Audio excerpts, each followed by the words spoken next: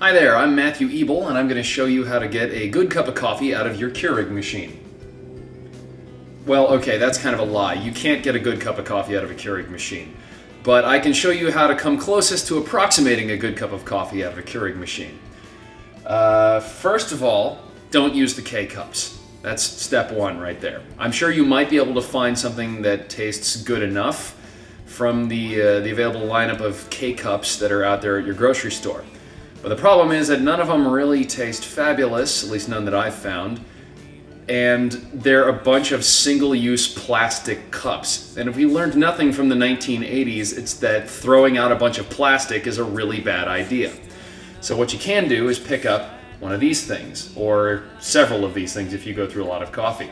They are reusable brew baskets, and it comes in three parts. You have a shell with a lid, and inside that shell goes a reusable filter basket. And this gives you one important advantage, which is step two. Go find some really good coffee.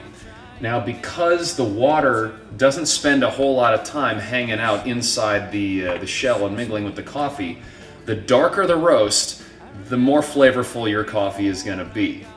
If you normally go for a light or a medium roast, you're going to want to go for like a dark or even an espresso roast. Something that's going to have a lot of flavor because you need to get maximum flavor in a very little amount of time. Now, we go through a local roaster called the Riverwalk Cafe here in southern New Hampshire, and they make some pretty fabulous coffee right there in the store. So, we've loaded up our grinder. If you don't have a good burr grinder, by the way, you could buy some pre-ground stuff, but you know, as with any coffee machine, whole bean and grinding your own is always going to be better. So, for starters, you want just enough coffee to fill this thing right up to the bottom of the basket, or right up to the bottom of the plastic line here. You don't want to overfill this thing because then you won't be able to get the lid on. But you want just enough so that the entire screen is pretty much covered. You don't need to tamp it down or anything like an espresso. Now, I set this thing on the highest level of fine grind possible. Your grinder may vary, but you don't want it set for normal drip coffee grounds because, like I said, it's not going to spend a whole lot of time interacting with the water. So if you do it on espresso, you may actually clog the little metal filter, which is a mess. So, grind yourself some beans. Oh yeah, definitely good stuff. And fill this thing up somewhat loosely to the top.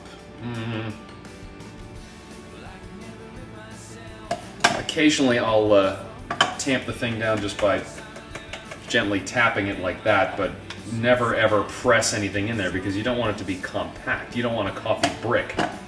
You just want it to be loosely filled right up to the top. Kind of like that. Now this will let me get the lid on nice and tight, but it's putting as much coffee in there as possible. Now, if your coffee ends up being just a little bit too bitter, you can use a trick that works in pretty much every single coffee pot, whether it's a drip pot or not. A little bit of salt. Salt in coffee makes no sense. However, just a tiny little pinch right on top of the grounds should work perfectly fine. And what the salt does is it alleviates some of the bitterness. I really don't know the chemical properties as to why, it just freaking works. Now, if you have a Keurig machine that has temperature controls on here, set it for as hot as possible, which is not going to be hot enough. It's going to be just barely hot enough to make a decent cup of coffee. I know that they say that they've planned this out perfectly and they have done all the studies they need to make the water come out at exactly the right temperature. It should be a little hotter. So, bearing that in mind, if you want cream in your coffee, before you start dispensing, put some cream in your coffee cup. I'm using just whole milk here. However much you think you're going to want. And get this hot first in the microwave.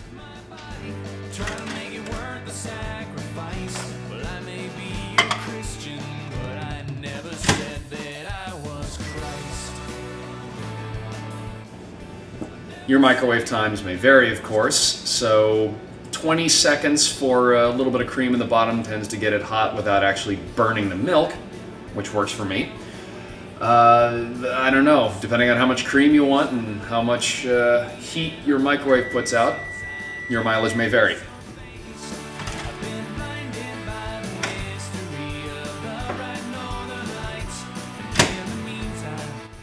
Okay, so now we've got a little bit of hot cream in here. I don't know if you can see steam coming out of this or not, but there's a little bit. And then you don't want to hit the big button. If you've got one of the 3-button Keurig machines, the big button is going to put way too much water through that amount of grounds. So the medium cup will, which I believe is 7 ounces, 7 or 9 ounces, something like that.